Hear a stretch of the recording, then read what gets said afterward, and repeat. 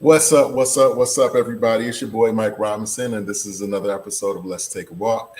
I hope everybody had an amazing week. I definitely did. Started a new job actually last week.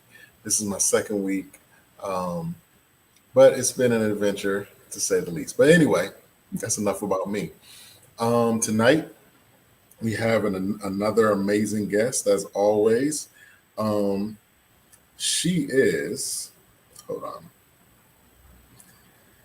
She's a former business and economics high school teacher, but she has most currently transitioned into being a financial advisor.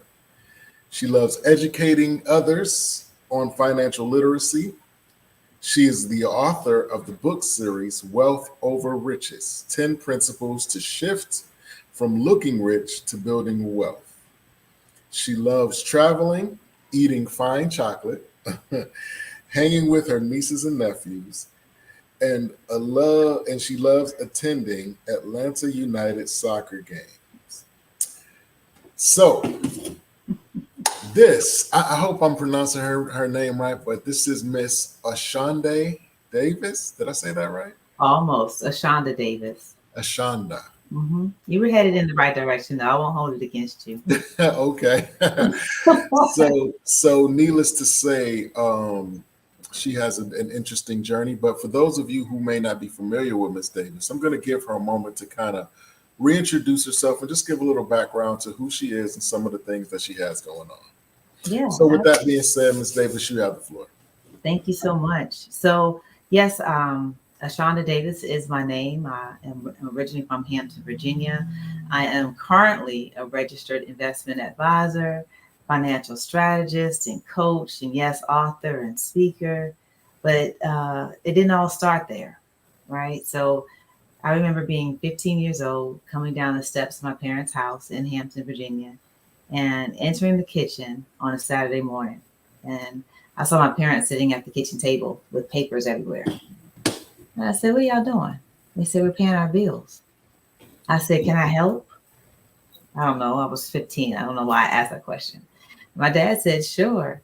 So I climbed up on the kitchen table and or chair and sat there. My dad slid this little book around to me and said, "Now only write what I tell you to." I said, "Yes, sir. Yes, sir." So he told me exactly what to write, and probably most of your guests can imagine what that little book was, right? So I'm a 70s baby, right? At this time, I was, in the early 1990s, and so it was a checkbook, right? And that was my first introduction to real money management, outside of what my grandmother gave me, penny money for penny candy. But when I hit the age of 27, I remember having about $7.13 to my name, about $35,000 of student loan debt, 20 plus or so of car and credit card debt. I probably had maybe 1,000 or so in savings. And I just remember saying, "My God, this cannot be life. Like this cannot be life." And I wanted to be more financially responsible. So I said, "Let me go speak to a financial advisor." And I had just done an event for one. And so he felt obliged to see me. But he ended up telling me, he said, "Ashaunda, you're doing all the right things. Keep doing what you're doing. Good luck." I said, "What?" So 2 years later, I ended up running into another financial advisor. And these gentlemen didn't look like you and I. They didn't have melanated skin, right? And this gentleman, he talked so much for the first 45 minutes of 60 that I thought I was Charlie Brown. Just listen to his mother. Wong. Right. And at the end of the day, he said, "You're missing a retirement account." So remember, I'm 29. I'm still in roughly the same amount of debt I was in at the age of 27. And I said, I'm okay with that. Let's get it started. I said, "But is that all?" And he said, "Yeah." Like, okay. Well, left his office, and there was this voice that said, "Ashaunda, if you don't see it, be it." And that's literally how I pivoted into this role, from being a school teacher, teaching principles of business and economics, into teaching people about money and investments and insurances and using the strategies that the wealthy use, but also just basic money management. Right. So that's my story. Wow. Wow. That is interesting because many of us, like myself, well, speak for myself. Okay. That's probably at that age, that was definitely the furthest thing from my mind. I wanted to run, I wanted to play sports and do all types of other things. Except that. So I'm learning as an adult now, how important it is. And for you to be able to be so young and realize, the responsibility and the accountability you had to have for yourself, that's amazing to me because that's not common. That's not a common thing. Um, so you started out as a teacher, Mhm. but you transitioned into being an advisor. Mhm. Why leave the teaching realm? I mean, it's some might ask why would you leave the teaching realm to go into financial advisors where when you have these balls of clay that you can Mhm. shape and mold and impact their life and maybe help to create a world order, almost, so to speak. Mhm. What made you leave teaching? Well, number one, it was never my intention, but a part of God's plan Okay. to teach. It was never. I always saw myself, Mike, especially when I was in college and I started framing what I wanted to do. I saw Hmm. myself in two lights. One, being on stage, speaking, transforming people's lives, not just inspiring and motivating, but transforming. Like that was imminent in my spirit, right? Hmm. The second thing I saw myself doing was climbing up a corporate ladder, taking over somebody's Okay. company, right? Hmm. And but as I started doing various internships and little jobs as you kind of graduate, I realized I am not a corporate baby. I don't follow rules and and regulations too tough, Right. right? When I don't have autonomy and I don't have freedom, and someone is always dictating where I'm supposed to be, when I'm supposed to be, and who I'm supposed to answer to. I'm all about Right. collaboration, but I'm never about dictation. So I knew Mm. that, but I just didn't know exactly how my path was laid out for me. Sometimes we can't see the forest from the trees. We really don't know what our next steps are. We kind of just trust God and ask him to lead the way. And that's literally been my life. It's been connecting dots all along the way. And so I knew I wanted to be in business though, because I'd seen my dad in business, my mom coming alongside of him and really Mhm. working, putting the fire underneath him, even when he kind of had his lulls. And but I just didn't know how to create that where it was going to be sustainable for as an Right. entrepreneur. I didn't see the sustainability. My parents always held down a 9 to 5 and did business on the side. But I appreciated that, right? So I didn't have the foresight. And so anyway, I was graduated from Radford University with a undergrad in business management, and then went on to get my MBA from Regent University. Hmm. So I was recruited to manage a hospitality house in old Elizabeth City, North Carolina. Okay. Nothing going on in Elizabeth City. If you went out in college, ain't nothing going on at all. Right. And I remember being recruited to teach. And so I said, okay, well, that seems like the next best step. Well, here's the lesson in all of that. Like I live my life, Mike, by that philosophy and that principle today. God, what's the next best step for me? Whether it's Hmm. in my career, whether that's in advancing my education, whether that's in the relationships that I'm in with friends, family, or significant others. What's the next best step? And so literally, yes, I had the ability to mold minds, and I enjoyed the 3 years that I was there. I just knew it wasn't my resting forever place. Hmm. So now I get a chance to still mold minds on a greater scheme. Okay. Okay. So I'm gonna ask a silly question. Sure. Um, why why is it important, particularly in our community, to be financially literate slash stable? What Hmm. is why is it important for us specifically? Number one, why would it not be, right? I think that stability, there's three levels to financial fitness, or three financial levels, excuse me, is what I want to articulate. The first level is being stable. And being stable just really means that, you have that capability of, taking your income and getting to a position where you're not living paycheck to paycheck, Right. right? You have the capabilities of establishing some type of a saving strategy and beginning to just manage life, right? Without the struggle. It may not be freeing, but you're not struggling. Right. But the second level is financial security, right? So you have your baseline of stability. And on top of that, what you built is making sure that all of the necessary insurances are in place, right? We're not riding dirty, right? If we have to be on Obamacare, if we even still call it that, we at least have some level of different types of insurances where we can transfer our risks, right? So if something serious happens, the financial responsibility doesn't fall on us 100%, Right. right? And then you have some degree of investment strategies inside of your finances. It may not be perfect, but you have a good, solid, starting point. Right. That's financial security, right? The third level that many of us are striving to reach, and I'll come back to why this is important for the Black community, but that third level is financial freedom. Now, I haven't reached financial freedom. And financial freedom for me, and probably for most people on this call, is I don't have to go to work for the money that I earn or the money that I need to live my lifestyle. The money is either there, or I have significantly reduced my expenses so that whether it's passive income or, legacy income and legacy wealth, it's taking care of the life I'm looking to live.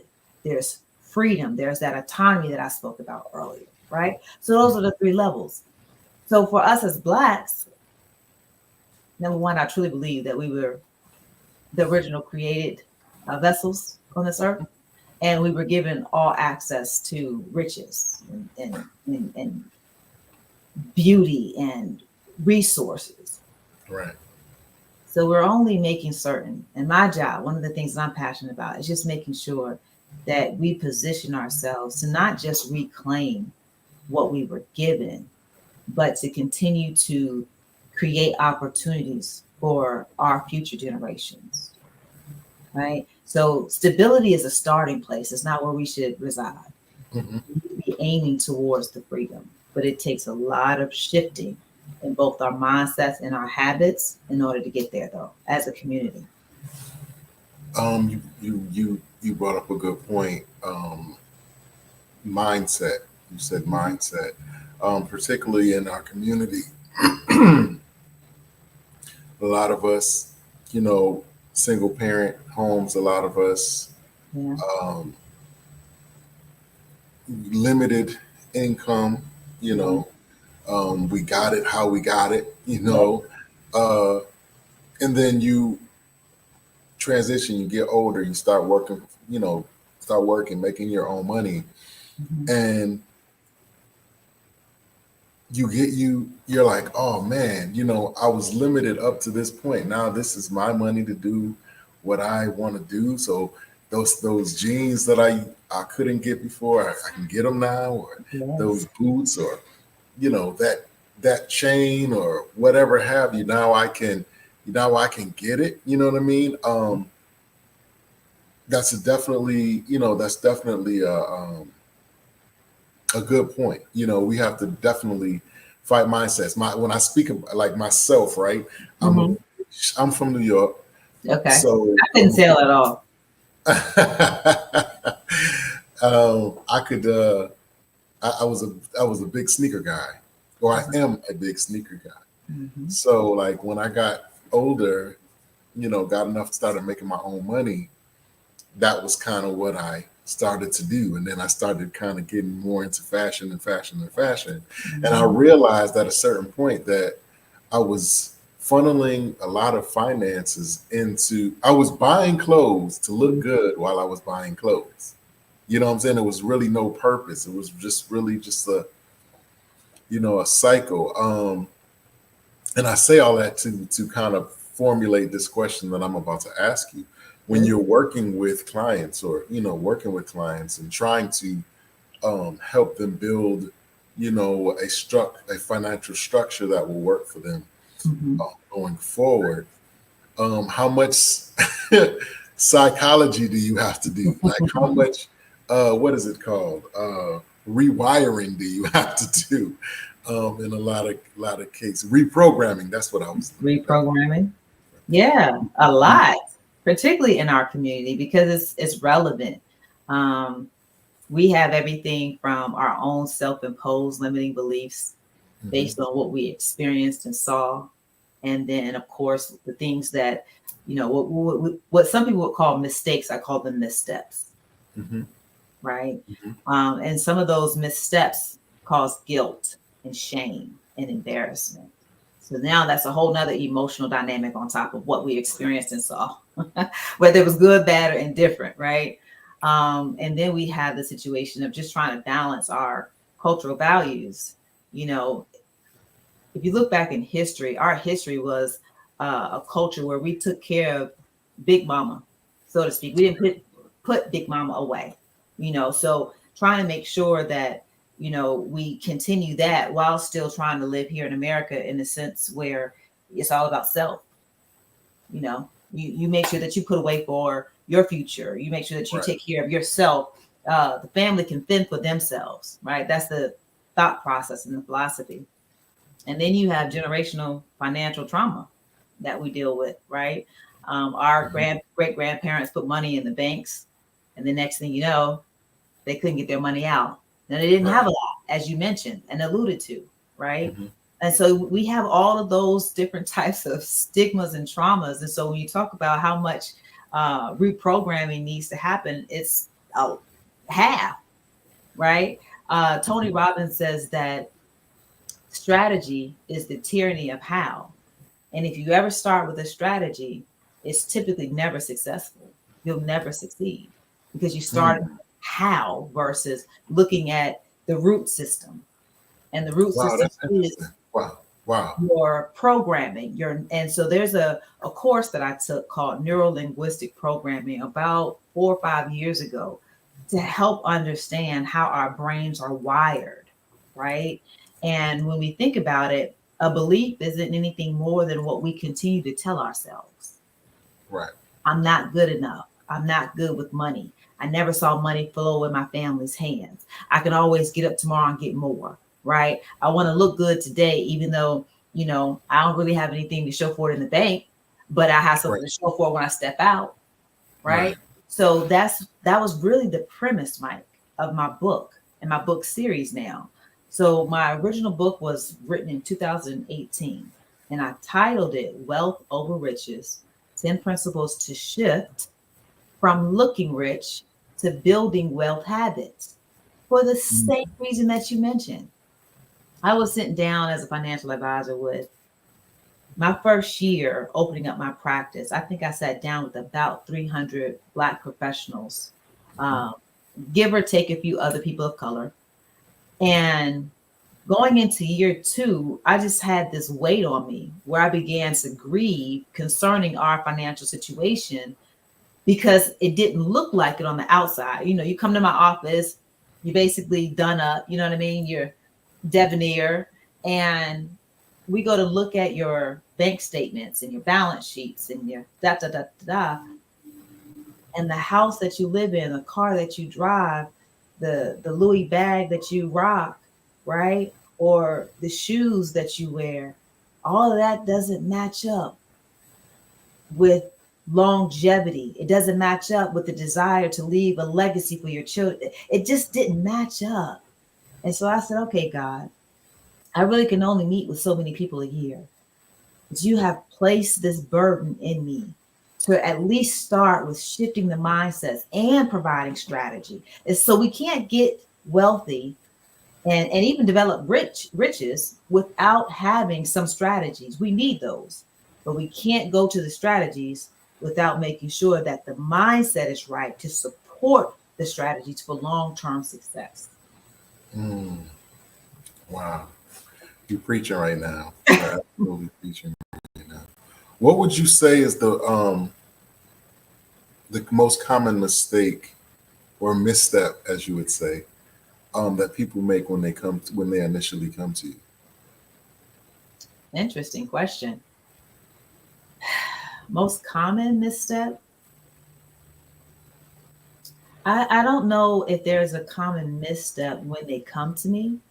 I will see where I speak a lot throughout the year. I probably speak at least, maybe not as much as you or other people, but I probably speak at least 25 times a year. Wow. And I unfortunately was talking to my parents about this the other day. I said, a lot of people come up to me after a talk and they will express their ills, their issues, their financial woes, concerns, and goals. And then less than half of them will actually take me up on my offer for a complimentary, AKA free consultation. Right. And I was like, God, is it me? Is there something that I'm not saying? Is there something that I am saying? Am I, you know, detracting people from actually feeling comfortable to just have a conversation about where they can be, what they want to be, where they see themselves? And God revealed it's not you. You Right. can't make anyone drink from your well. You can only Right. present the well. Right? Well, the That's the thing thing that I is, see. the thing is that I don't want to be embarrassed. I'm embarrassed. I'm embarrassed of the mess that I made. Mm-hmm. And here I am with in front of this lady who was put together. She has her stuff together. She's doing all these things, and you want me to expose myself to you. You know Mm-hmm. what I mean? I think that a lot of times it's not that we don't want the assistance, but we don't want the assistance. Mm-hmm. It's the And same. You know what I mean? It's like you want me to, I want your help, but I don't want you in my business. yeah. And You you know? know what's so interesting? Um, I've even gotten to a place of being more vulnerable, Mhm. right? About the situations that's going on in my life. Um, just as an example, one of the things that has helped me to lose weight. So number one, I'm 46. Let's just start there for context sake, okay? Okay. And I knew that a woman's hormones change at a certain point. I just didn't know when mine were going to change. All right. Right. Right. So coming coming out of COVID, I'm hitting around my 43-year-old stride, and my body just was not changing when I would gain weight as it would when I was younger, right? I could pick up 5 to 10, 15 pounds, go run 3 miles, 5 miles, walk a mile. I mean, I've been a workout fanatic since I was in college, and I picked up my freshman 20, not Mhm. 15, 20. Okay. And the point that I'm getting to though is that I went to my doctor for my annual last year. And I said, Doc, I'm in the gym an hour a day. I'm, intermittent between cardio, weightlifting. And it's been 2 years and I've only lost 10 pounds. This is not normal. And I Right. don't know what else to do. I'm intermittent fasting. I ain't saying I'm perfect, right? But things are just not shifting the way they were. Right. And so I said, I need help. And she said, okay, well, let's try Wegovy. I said, all right, let's give it a shot. So I incorporated Wegovy into my fitness, right, into my healthy and nutritional eating patterns. And it Right. has helped me to shed not only some of the weight that I picked up, but some of the weight that I had still been carrying. And that's a word all by itself. I didn't even think about that, God. Some of the weight that I had still been carrying. Right. If I hadn't have been vulnerable enough with a trusted expert, I would not have gotten the help that I needed. And it's not just to look good. Right. There are issues that come with weight. Inflammation, I would have flare-ups like nobody's business. I'd be woken up out of my sleep. Mm-hmm. You know what I mean? I would have back spasms a lot. I would have headaches, my eyes. People, why do you wear sunglasses in the gym? It's because it's so bright, it affects my eyes, and I have a light sensitivity. Mm-hmm. Right? So all I'm saying is, at some point when we want change, we'll be vulnerable enough to talk to the right person, and God will lead you there. Talk to the right person to get the right help. And so there's been plenty of men, and I've been pleasantly surprised by, these are Black brothers, right, who have said, Ashaunda, I know that if anything is going to change, it has to start with getting help. And I'm open to your guidance. And I said, you know what? If you're open to my guidance, it's not about me telling you, it's about us co-creating this thing together. They say, let's go. I said, then let's go. That's amazing. Like I said, I think that many of us are kind of at the mercy of culture, of our culture.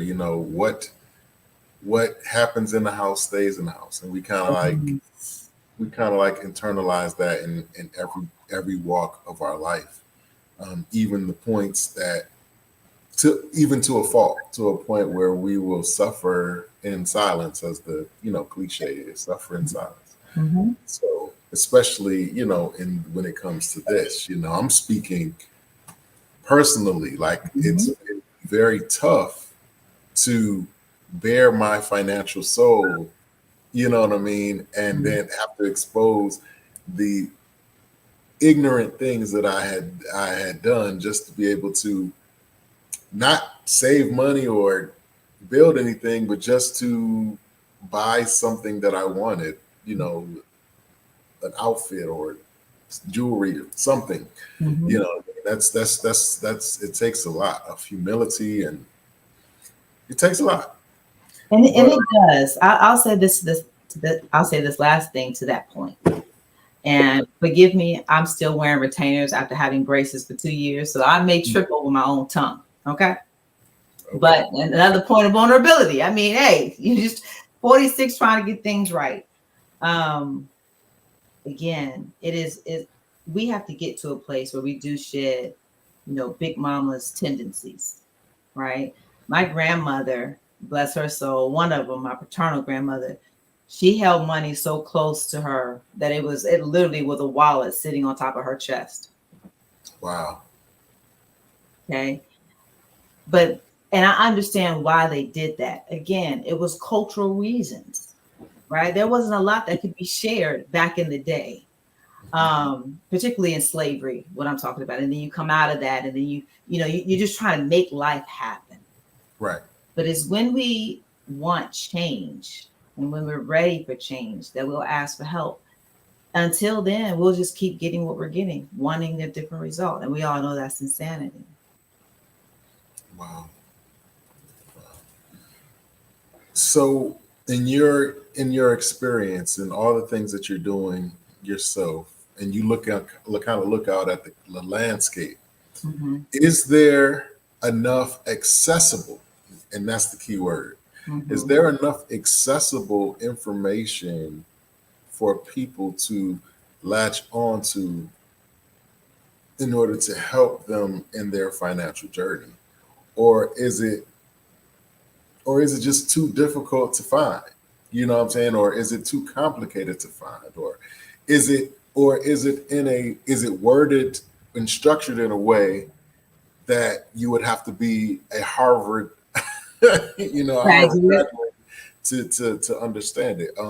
From your standpoint, is there enough, like I said, accessible, uh, legible, understandable information out there for particularly, again, people of color? I I truly believe and know that there is. Mm-hmm. Uh, number one, all of us have gone to YouTube University to some degree. Right. Okay. Right. And what we have to be careful of are the shorts. I love the shorts because it gives you that sound bite to entice you to learn more. Um, and yes, I do believe that it's placed in plain English. Not all of it, but a good amount of it. Mm-hmm. Um, one of the things that I had not yet had time to do or slowed down to do is actually create a audible version of my book. Mm-hmm. And I say that because while my book is in plain English, I tried to make sure that it was uh, easy for a 15 or 10-year-old to read, but Mm-hmm. still something that was meaty, right?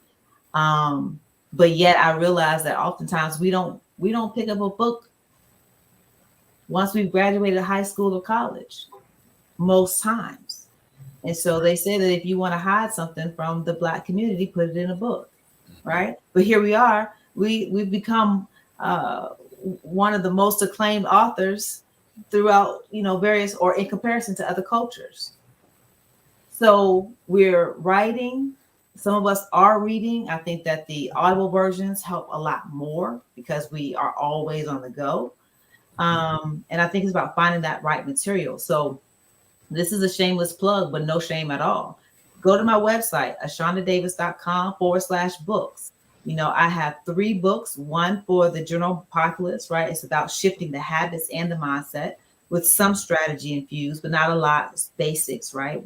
Financial literacy 101, but around mindset shifting primarily. And then the second book is geared towards Black men. I mean, I spent a lot of time diving into research of our culture. And I tried not to bring it just from a woman's standpoint. I made sure to interview several Black men to bring in their experiences and make it relatable and relevant to Black men. Because my philosophy is if my Black brother gets it right, if my Black king gets it right, then the Black household can be solid. Right. Right? My third book was dedicated to Black women. Why? Because we make up 71% of the decisions in our households. And although God forbid this doesn't happen, but although we're on this track as a community of having an average net worth of $0 by the year 2053, although our buying power is $1.7 trillion, how come we can't flip that on the head and say that our net worth, our average net worth, is at least 170,000, if not a million, $1.7 million. Why does our buying power have to trump our net worth and our wealth power? So yes, the information is out there. We're making more than we ever have before, but we are transferring our hard-earned income and wealth to other people Right. because of our desire to acquire that we didn't have. Right. Right. Um, why do you think that we don't support our own brands? Like I see so many women of color. I see them with the Louis bags and the Gucci bags I know. and all of that, right? I know. But then somebody locally will say, start a clothing brand or they might create their own bag or shades or whatever, but we tend to shun that in order to, for the other side. Why do you think that is? Well, Why aren't we able to create why don't we seem able to create our own lifestyle brands? here's the thing. I was in an interview or was being interviewed, and I said that if the Black dollar circulates, it'll help us to elevate. And I strongly believe that. But I think, I don't want to contradict what I'm saying. And I believe that we are more aware, and many of us are trying to be more intentional around supporting Black, buying Black. But there's a couple of things that have happened, right? So we have some Black designers, but we don't have a lot of Black designers, right? So when you compare it, there's really no comparison. There may be 7% Black designers to this 93% of others.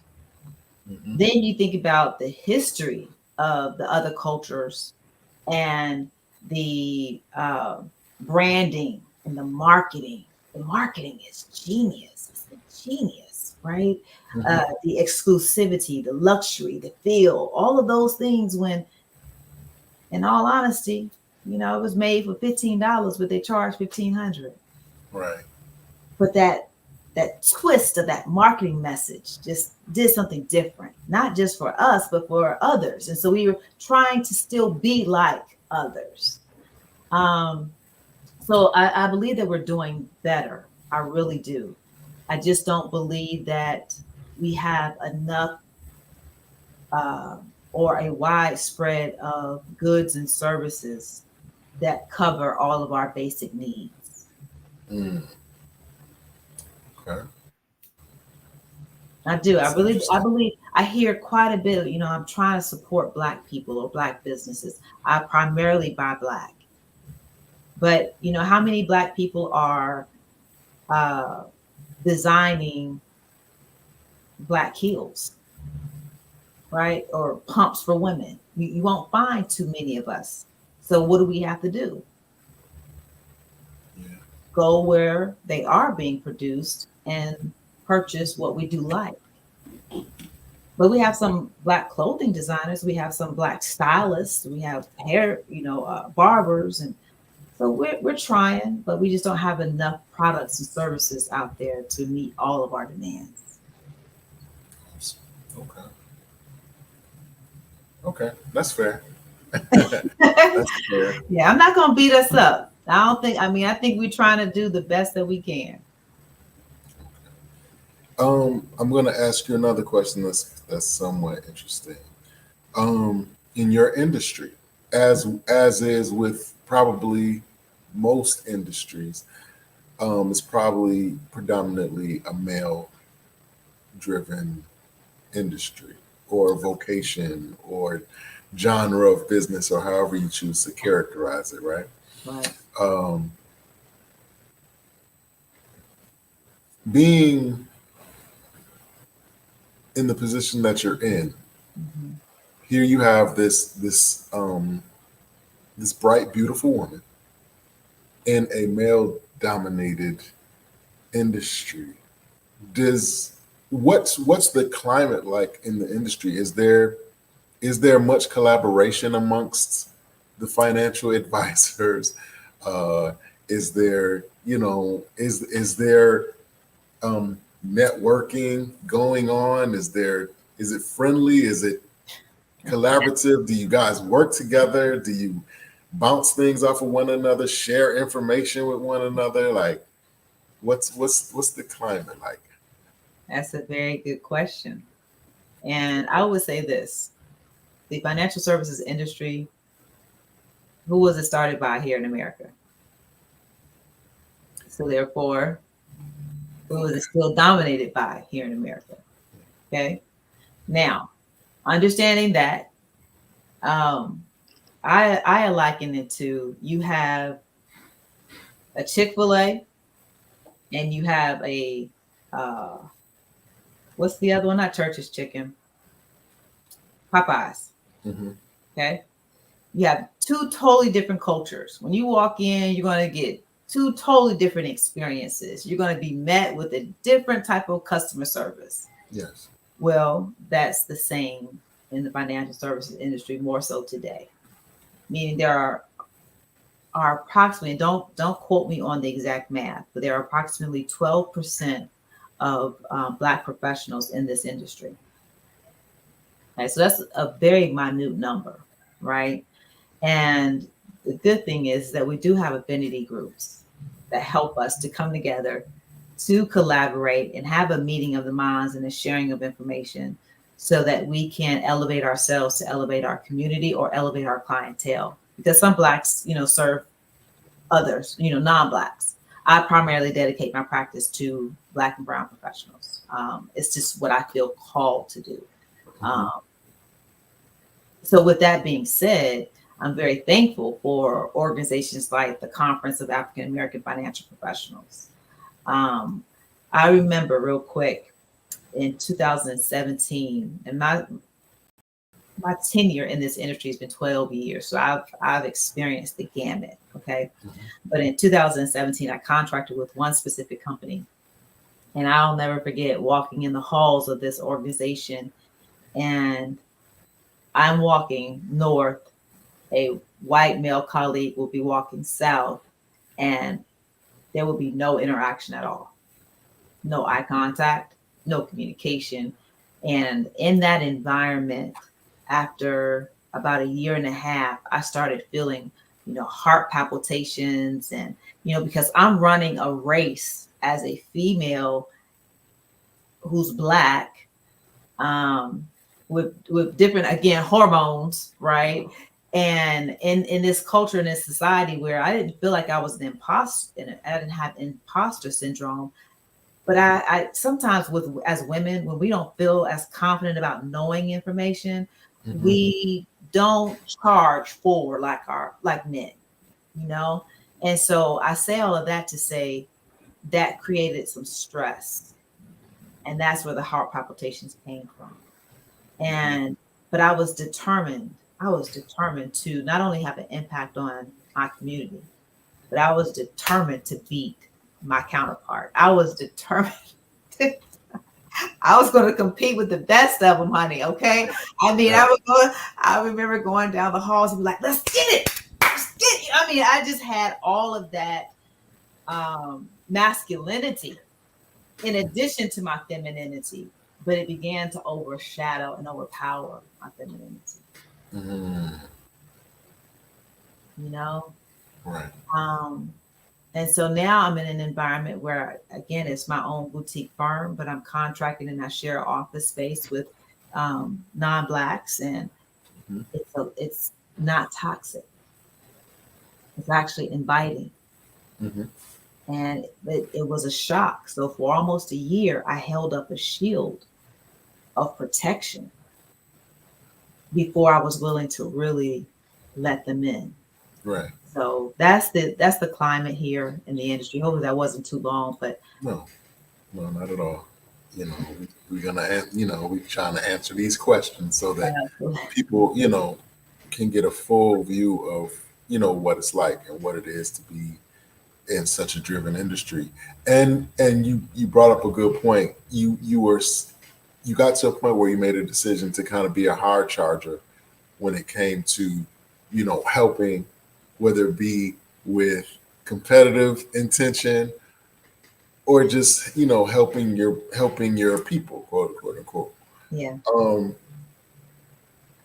Can that be not a weakness, but can that be a liability? When you have a person who you seem to want it more than they do. You know what I'm saying? But you're still, whether it be because they're paying you or whatever, you still have to be professional. You still have to provide the service. You still have to do, is that ever a situation, or has that ever been your experience, like where you felt like you wanted it more than the person that came to you for assistance? Definitely. However, I learned a very long time ago to never want something more than what somebody wants it for themselves. I was young. I was cutting my teeth in the network marketing industry. And I think it was probably reading various books and listening to various speakers and motivators that they said, if you want it more than the other person, you'll go from basically being in a position of helping to trying to convince them. Right. And convincing is like trying to drag a dead man, right, out the water. It's too heavy. Right. It's too heavy. And because I enjoy peace, too much, I do not try to, I'm not in the convincing business, and I don't try to convince anyone.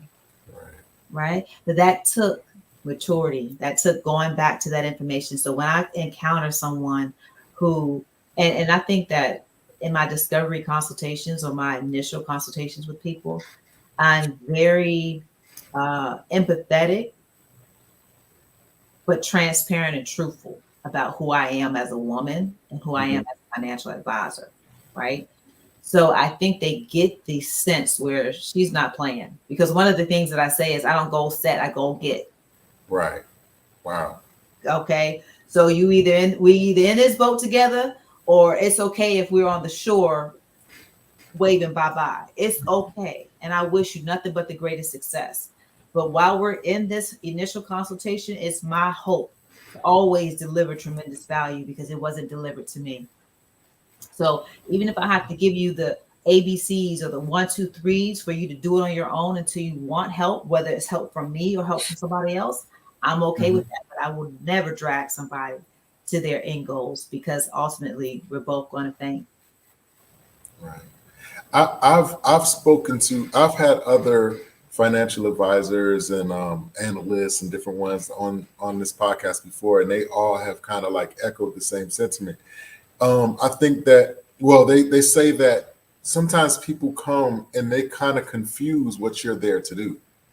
It's like they'll come in, you say, hey, I'm Ashaunda Davis and I'm a financial advisor. So it processes to me that if I just bring all my information and give it to her, I come back in about a week and everything's, you know what I'm saying? And this is what they're telling me. You know, people think that you're a fixer. But what it is that you're trying to teach me how to fly on my own. You know what I'm saying? Like teach me good habits so that ultimately I can, you know, go forth independently. But people confuse what it is that you're supposed, that they confuse your purpose. And so, like I said, they'll come to you with a folder this thick of receipts and bills and different stuff like that, and treat you kind of like a tax preparer and say, hey, this is what's going on here, fix it, I'll be back next Friday, you know, whatever. Like, is that the type of thing that you have encountered with people? Thankfully, that is not a common practice or experience I have at all. And maybe again, it's about the way I engage in my initial discovery consultation, because I tell people it's kind of like this. It's like you going to your PCP, your primary care physician, for your annual. Let's say you just selected a new one, maybe your insurance changed, and you have to get the full workup. So that primary care physician is not going to pull out the prescription pad and start writing you a prescription just based on solely what you said. Right. No, they're going to still check your vision.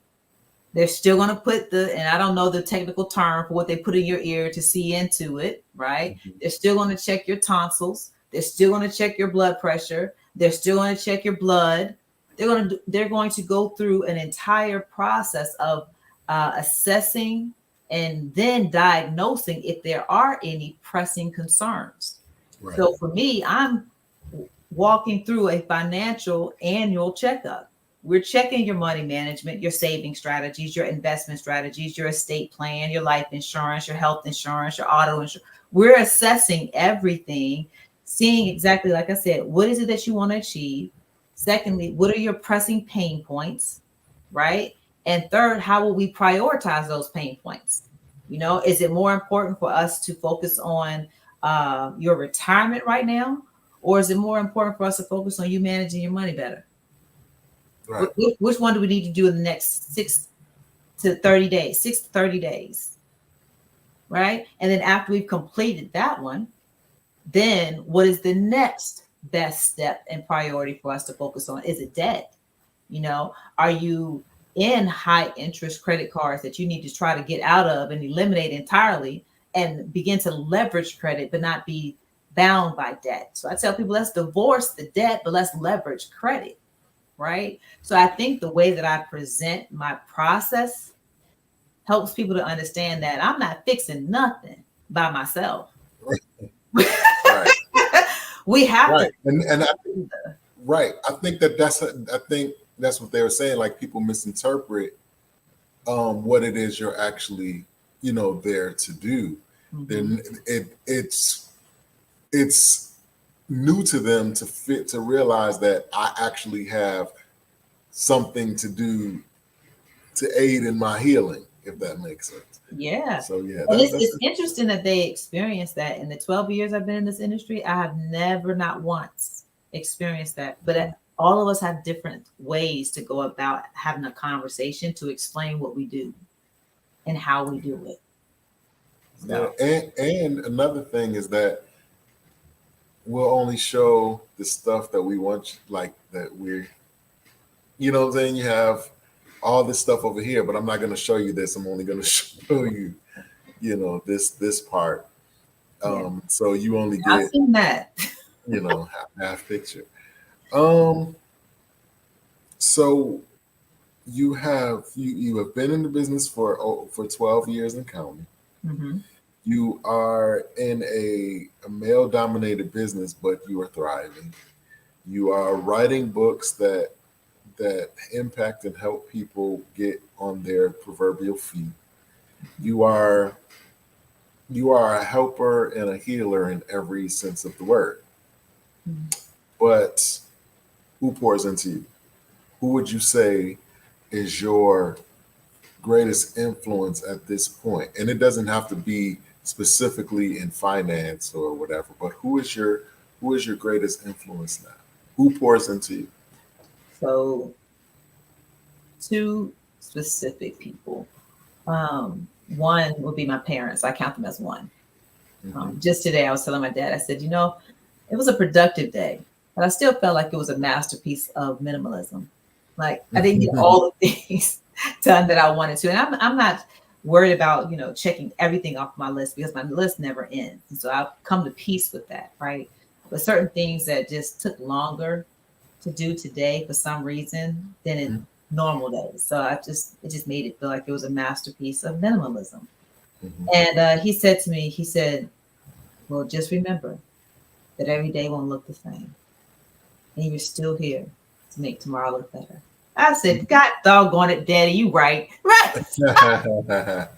You So got that gift of gab. That's how you got your moms. listen, my dad is the bomb, honey. He's the bomb. So my mom and dad are one. Um, and also I do a tremendous amount of personal development and self-development. So right now I've been in this space for the last about year where I've been listening to this lady named Abram Hicks. Okay. Now, for me, it's about cleaning up my energy because sometimes you don't know what limiting beliefs are still affecting you. If you Right. focus on the negative, then you're going to attract the negative. And sometimes you don't even realize that even though I say I want this, I'm talking more so about what I don't want. So when I talk about what I don't want, I'm actually attracting it to my energy field. I was like, ah. So there have been different mentors throughout my life. For a long stint, I would listen to Tony Robbins every day. After Tony Robbins, it was Michael Burnoff. I listened to Miles Monroe a lot. You Hmm. know, I listened to now what is his name? Marlon. Um, I'm sad that I can't remember his name right off the top, but he's been someone who's been up and coming, who was a pastor by history and trade, but now he speaks to a lot of business principles and strategies. So I listen to him quite a bit. So I say that to say um, I use a lot of people's information to help me to continue elevating my mindset because this mind thing, this thing is strong. So the reason why I talk about the mindset shift is because it's necessary in every aspect of our lives. So one of my acronyms around wealth, this is all going to, I have an acronym for wealth, and it's being wise, emotionally stable, accumulating assets, Being in loving relationships is the L. Um, uh, Spiritual truths is the T, and then a healthy mind and body. That's a holistic, healthy life, right?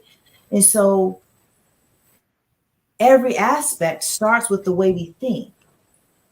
And if we don't get this thinking right, almost everything that we're trying to accomplish will barely, if at all, succeed.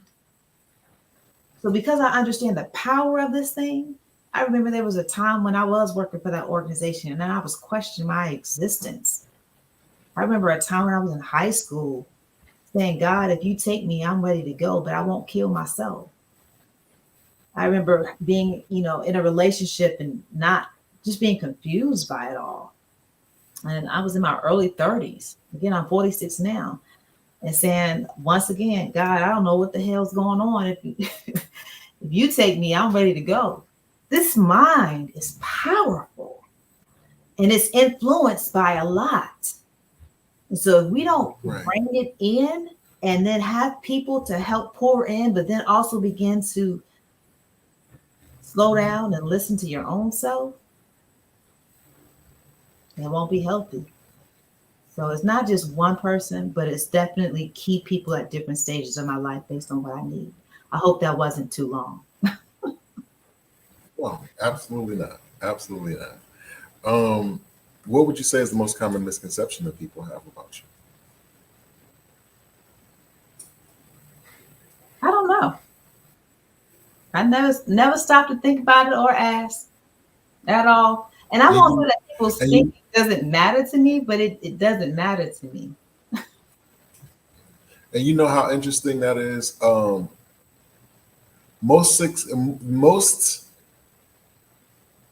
Most successful people that I have on this podcast say that very thing. They don't know.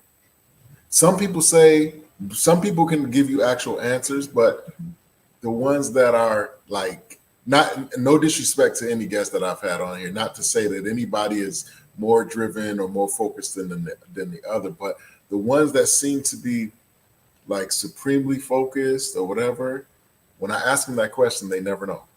You know what I'm saying? So that's always an interesting thing to me, but that's amazing.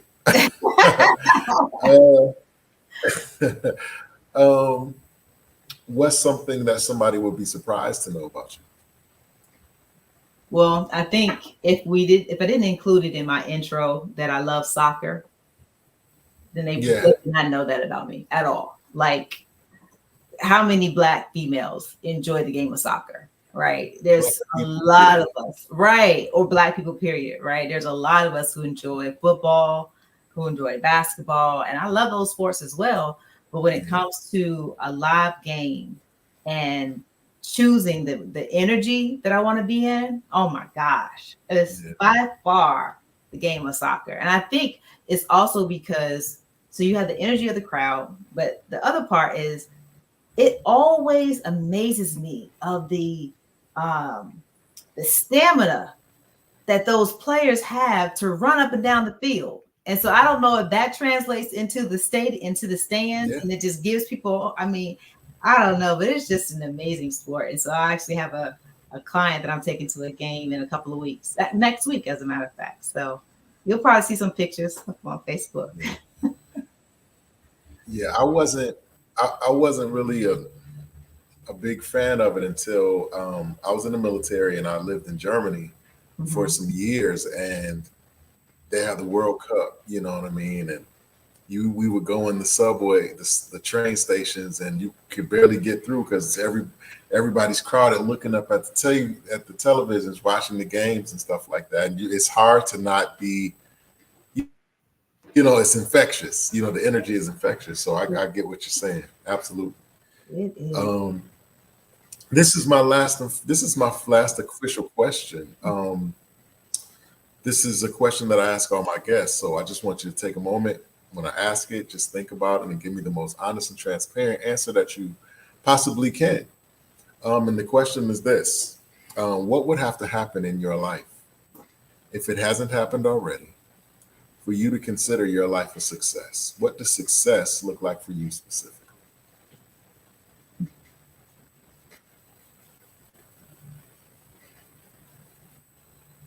Okay.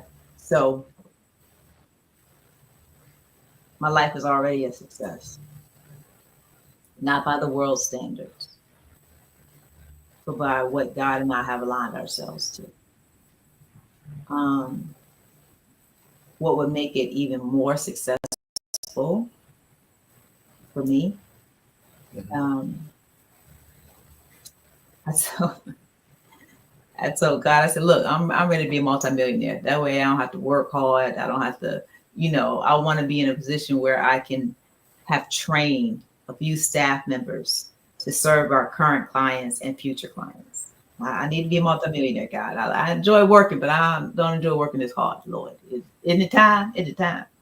So, so that's one. And I would definitely love to find my life partner, my forever plus one.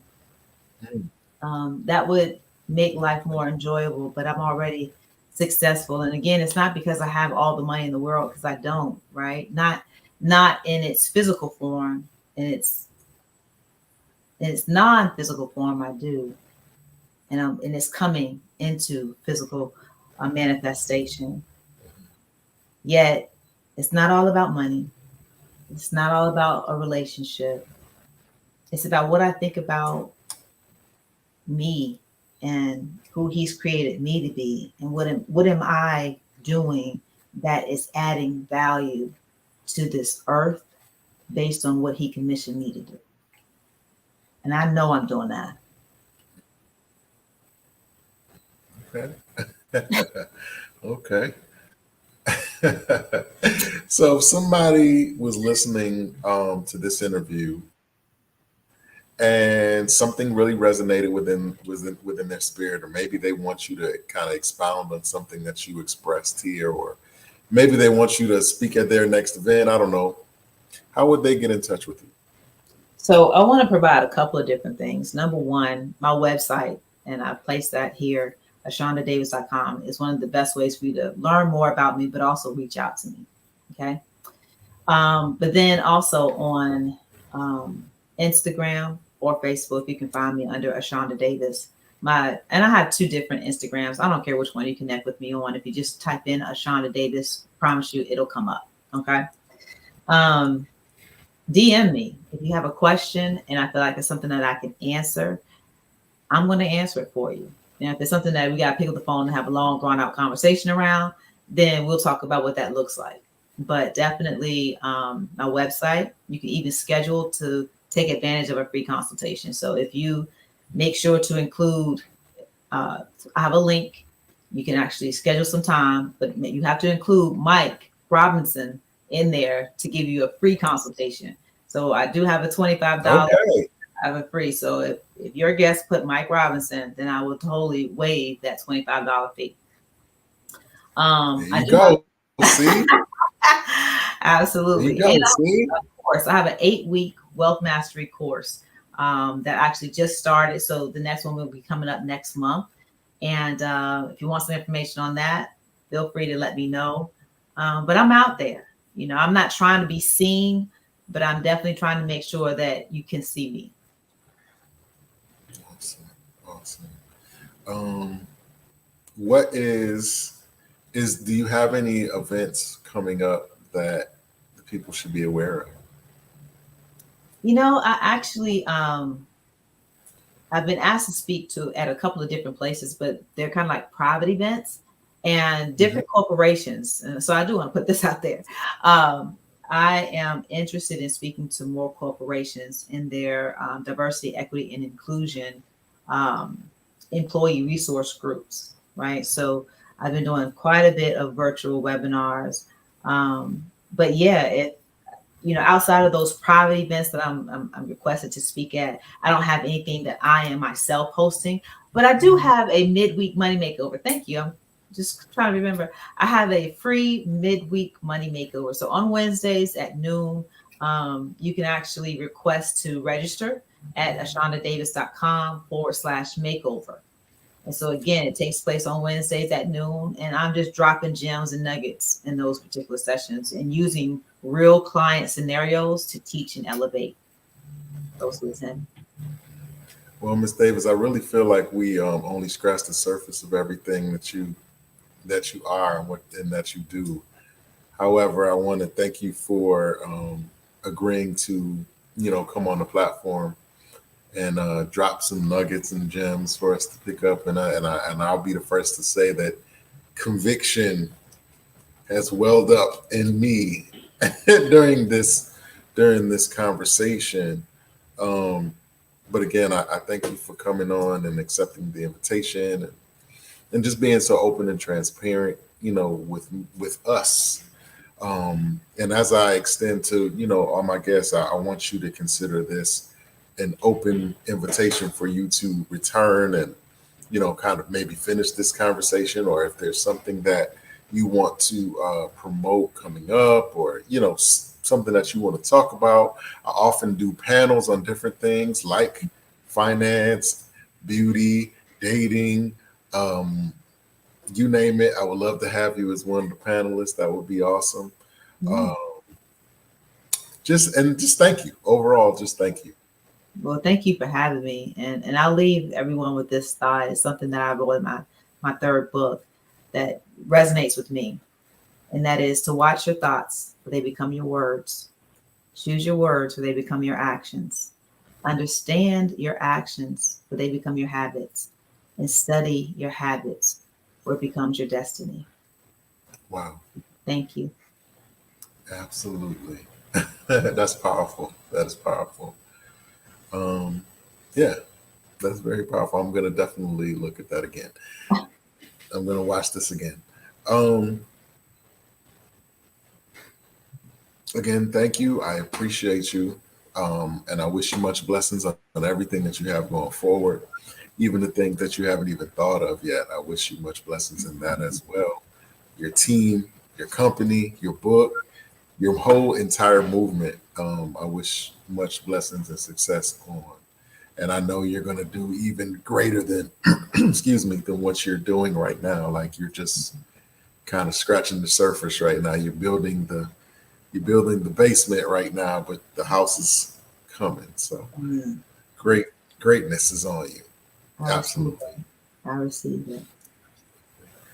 So with that being said, I want to wish you a great night and an amazing weekend and a prosperous and productive week next week and going forward. Absolutely. Thank you. You're welcome. Thank you. All right. You have a good night. You too. So there you have it, guys. Another amazing interview with another amazing guest. I want to shout out Miss Davis, Mrs. Shonda Davis. Again, she is a financial advisor. Please check out her website, ashaundadavis.com. If you have any questions, if you want to book her to speak somewhere, if you just want to like pick her brain on whatever, um, please do go to the website, DM her. She's definitely open. She's definitely inviting. She's definitely friendly. She's definitely knowledgeable and standing on business, as the young folks say. So please support her in all her endeavors. Encourage her. What's the word? Employ her. For that's not the word I'm looking for, but employ her is the closest thing. But anyway, I want to thank you guys for watching, and I want to thank the people in advance who will watch the playback of this for coming out, because I know you could have been doing a million other things, but I appreciate you. And as always, man, if there's something in your spirit, if there's something that God has placed within your spirit or in your heart to do, if it's something that keeps you up at night, if it's something that consumes your thoughts and your dreams, and it's so clear that you can almost touch it, um, I encourage you now to make the steps to be it.